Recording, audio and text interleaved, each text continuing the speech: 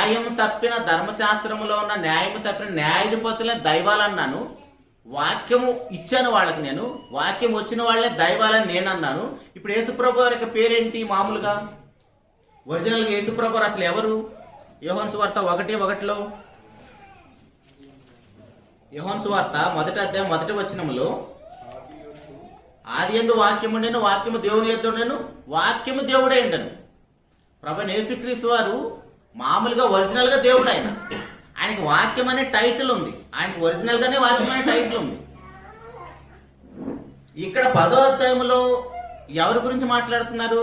న్యాయము తప్పిన, పక్షపాతం చూపిస్తున్న, దేవుళ్ళు అనబడిన, దేవుని కుమారులు అనబడిన న్యాయాధిపతుల గురించి మాట్లాడుతున్నాడు. వాళ్లే దైవాలైతే, న్యాయం తప్పిన వాళ్ళు, పక్షపాతం చూపిస్తున్న వాళ్ళు, నేనిచ్చిన ధర్మశాస్త్రాన్ని బోధించే వాళ్ళు వాళ్లే దైవాలైతే, నేను దేవుని కుమారు